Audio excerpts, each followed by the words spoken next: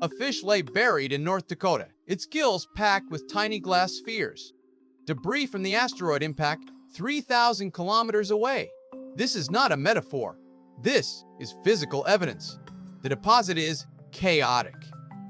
The date is the KPG boundary. The interpretation, published in 2019 by De Palma and colleagues, is that these animals died within minutes to hours of the impact. Some researchers remain skeptical about the precise timing. But the glass in the gills is hard to dismiss. This is not just the story of the asteroid that killed the dinosaurs. This is what happened minute by minute, day by day, for the first 100 days after the planet was hit. We will start at minute 1, then day 1, week 1, month 1, and finally day 100. The case file is open. The asteroid was between 10 and 15 kilometers across. It entered the atmosphere at roughly 20 kilometers per second. The strike point was the Yucatán Peninsula 66 million years ago.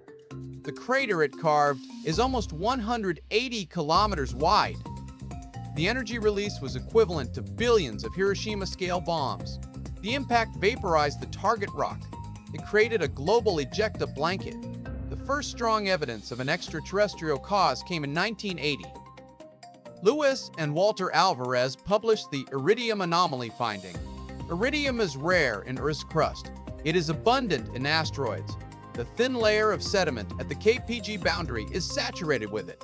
The impact was not a single explosion. It was a sequence. The first stage began the instant the asteroid hit. Minute 1.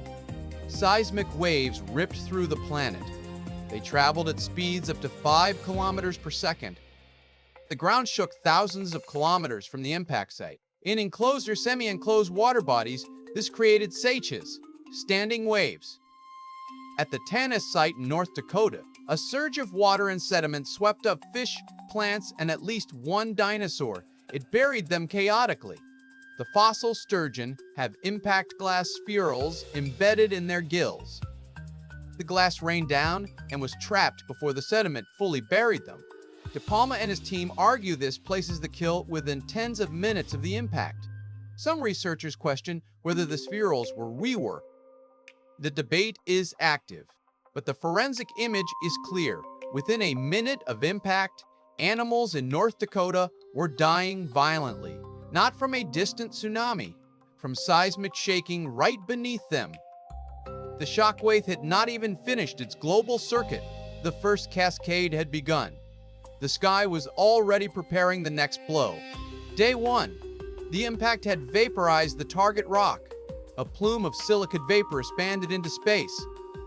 It condensed into melt droplets, microtektites, and tektites, tiny glassy spheres. They rained globally. Everywhere on Earth, they settled into what became the KPG boundary layer. The thermal radiation from the re-entering ejecta heated the atmosphere. Surface temperatures spiked. This likely ignited vegetation near the impact site and regionally beyond. Schulte and colleagues, in their 2010 review in Science, described the fire evidence. Local and regional fires are certain. The global extent is fiercely debated. Some models argue that enough thermal radiation was delivered to ignite fuels worldwide.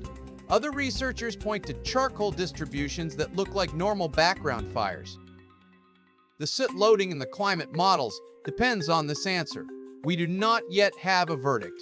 The first day was a planet-wide rain of molten glass. Whether it set the entire globe on fire is still an open question. The evidence is split. But the fires, however extensive, were about to be eclipsed by something worse. The darkness was coming. Week 1. The dust and aerosols were already spreading. The impact hit a shallow sea over sulfate-rich rocks. It vaporized gypsum, injecting massive amounts of sulfur dioxide into the stratosphere. Soot from the regional fires joined it. Together with fine dust, they began to block sunlight. The sky darkened within days. Climate models by Valikup and others, published in 2014 and 2016, simulate a catastrophic drop in sunlight. Surface photosynthetically active radiation fell below the level needed for photosynthesis. This darkness persisted for months to over a year, Depending on the SUD estimates, the sun did not disappear entirely, but it dimmed to a faint glow, perhaps as low as moonlit night. Global mean temperatures dropped 10 to 20 degrees Celsius. Over continents, the cold was more severe. The KPG boundary soot layer supports at least some massive fires, feeding the opacity. The effect was planetary. Within a week, photosynthesis stopped across most of the globe. The first link in the food chain had broken. The plants died. The herbivores began to starve. The impact winter had arrived. Month 1. The starvation was no longer a future threat. It was the present. With no sunlight, phytoplankton in the surface oceans crashed. The marine food web collapsed. Planktonic foraminifera and calcareous nanoplankton disappeared. Ammonites, the coiled cephalopods that had survived mass extinctions before, died out. Mosasaurs, the giant marine lizards, went extinct. The fossil record at the KPG boundary is abrupt. It is not a slow decline. It is a biological event horizon. On land, the collapse followed. Plants died. Large herbivores starved. The carnivores that ate them followed. The non-avian dinosaurs were dying. Not from the blast, not from the glass rain. From starvation and cold in a world without food. But the extinction was not uniform. It was not random. Work by Hall and others in 2011 and 2020 shows it was highly selective. The filter was already operating. The largest animals were the most vulnerable. The smallest and most adaptable were beginning to show why they would survive. The difference was in their traits. The asteroid did not just kill, it selected. The evidence from fossil records across the boundary tells the same story. Small body size was an advantage. It meant lower absolute food requirements. Seed-based or detritus diets were an advantage. Seeds persist in the soil. They are a food bank that outlasts the darkness. Freshwater habitats fared better than open marine ones. Burrowing animals found thermal refuge. Birds survived. They were avian dinosaurs, but small, most likely ground foraging and seed-eating. Non-avian dinosaurs all perished. Pterosaurs, the large flying predators, died out. Mammals survived, but with significant species turnover. Turtles, crocodilians, and amphibians generally pulled through. The trait list is specific: small, freshwater, burrowing, detritivore, or seed-eater. The extinction was a sieve. The size of the mesh was brutal. It reshaped life on Earth. The survivors were not the biggest. They were not the strongest. They were the most flexible. The ones that could eat seeds and wait. The ones that could hide underground. By day 100, that selection was complete. Day 100. 3 months after the impact, darkness and cold still gripped the planet. Temperatures remain far below the pre-impact norm. Most large animals are dead. The non-avian dinosaurs are almost certainly gone, though the fossil record lacks the resolution to pinpoint the exact day they died. The world is a barren, dark, cold place, but it is not empty. Small mammals move through burrows. Birds huddle in sheltered places. Insects and detritivores process the dead. In the fossil record, this period is marked by a fern spike. Ferns and other pioneer plants colonize the ash-covered ground, a pattern seen after modern volcanic eruptions and wildfire scars. The survivors are not merely waiting, they are already beginning to recover. The asteroid selection had run its course. The largest predators, the giant herbivores, the specialized marine reptiles were all gone. The new world was being built by the smallest, the most adaptable, the ones that had scraped through the sieve. Day 100 was not the end of the crisis. The impact winter would not lift fully for years.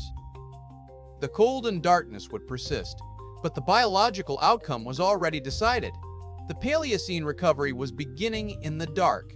The asteroid's legacy was written in those survivors.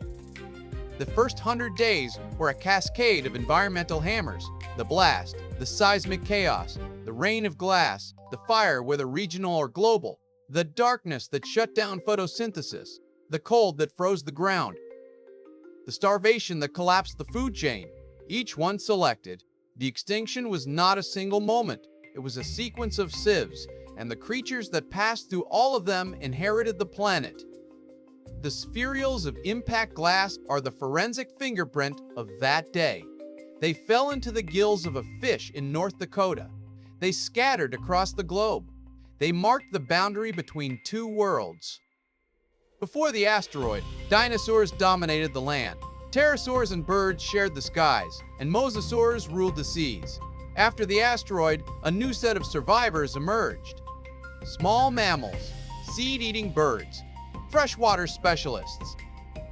Without that day, mammals might never have risen to dominance. Birds might never have taken the skies as they do now. We live in a world built by the smallest survivors of that catastrophe. The asteroid did not end the story. It rewrote it. The results are all around us. 66 million years later, the case is not closed, but the verdict on the sieve is clear. The survivors passed through the smallest gaps. We are their descendants.